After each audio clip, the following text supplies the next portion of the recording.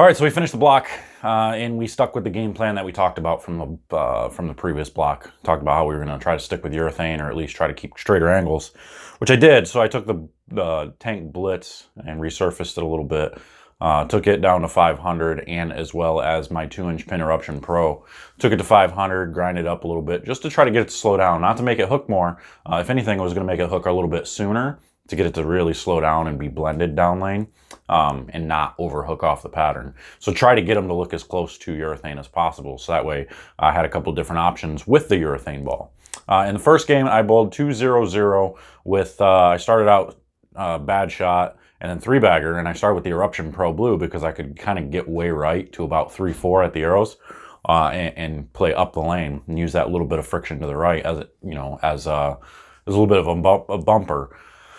So I threw a 3-bagger there, and then all of a sudden it just started hooking a little bit too much. And I end up 4-pin, and then I split the next frame, and I end up, basically sparing out for 200.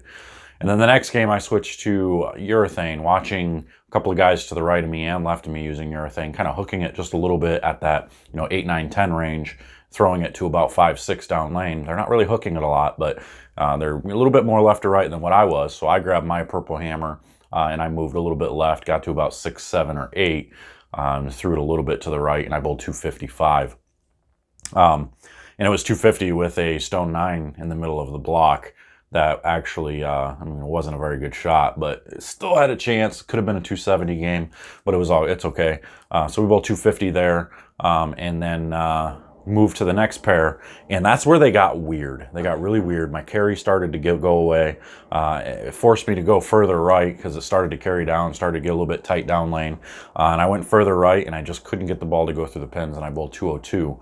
And it was a pretty good 202 because I got a couple good breaks there at the end to catch a double to get to 200.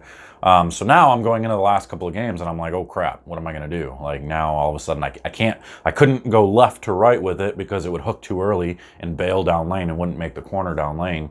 And if I went straight, it would hook too early and go through the face. So, and if I got faster with my ball speed, I could never get the corners out. So I go to the next pair, and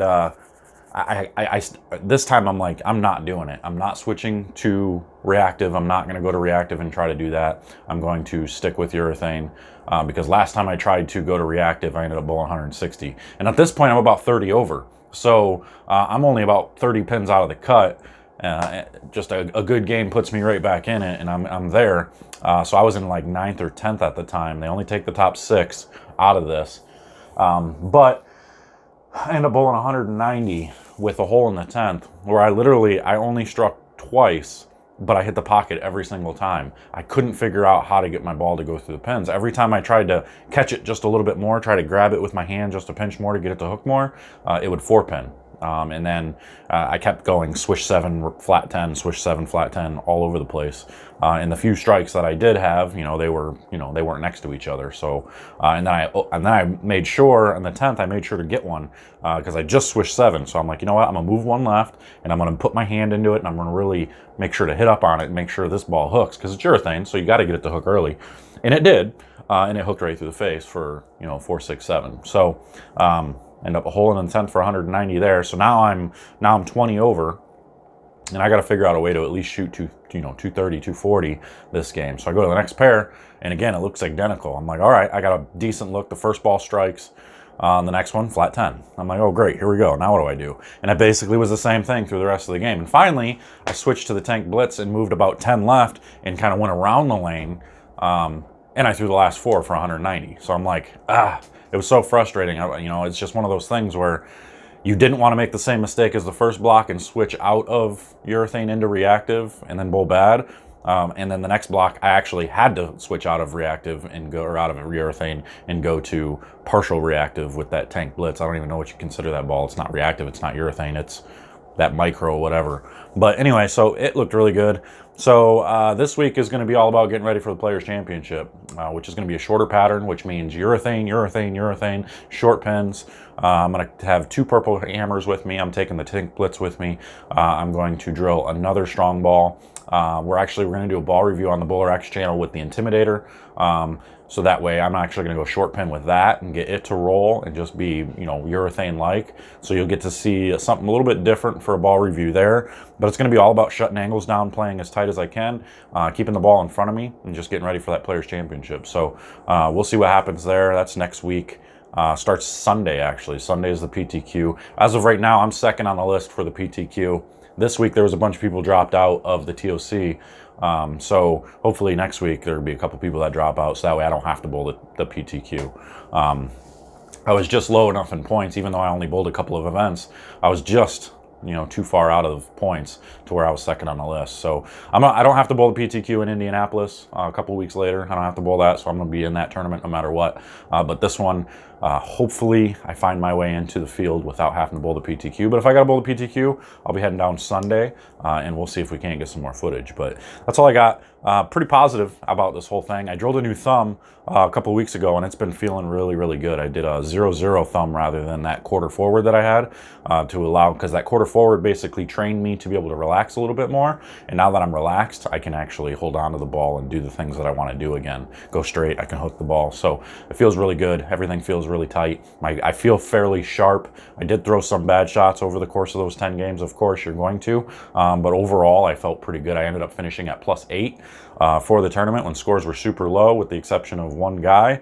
But overall, pretty good event as far as how I felt physically. And it's just one of those things. I just got to keep bowling. I just got to keep out there. If I want to get better, you can't just go bowl once in a while, because the transitions and the moves are just so different. Obviously, as I'm explaining here, the moves are just so different than what you see at local tournaments and what you see in your league.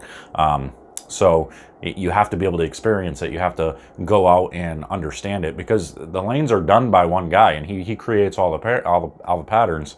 And he's got his characteristics that he likes to see, and he tries to change them up a little bit, but you still see some of the similar characteristics throughout the patterns, which means you're going to see the similar transitions week to week to week. So once you understand the transitions and the way the moves are out there, it makes it a whole lot easier to score a little bit more consistently out there. So you don't have those 160s and 170s, because you understand, okay, I'm seeing this ball reaction, now I got to make this kind of move, otherwise I'm going to shoot 160 trying to make the wrong move. So it makes the guesses that much easier to guess. So but that's, excuse me, woo!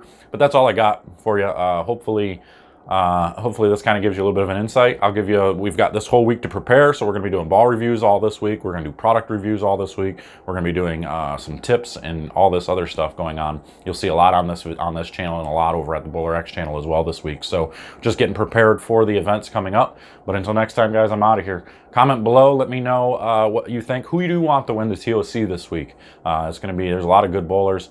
A couple of guys, AJ Johnson, AJ Chapman made it through. Mitch Hoope, a couple of guys who haven't won yet at the national level who made it through the PTQ. So they're going to have a chance to go out and win their first title as the TOC. So let's see what happens. And pull a Matt O'Grady. Matt O'Grady did it. So let's see if that makes anybody happy that a regional champ goes and wins the national TOC. But we'll see. So I'm out of here, guys. We'll see you later. Take care. Subscribe, like, comment, do all that good stuff. I'm out. See ya.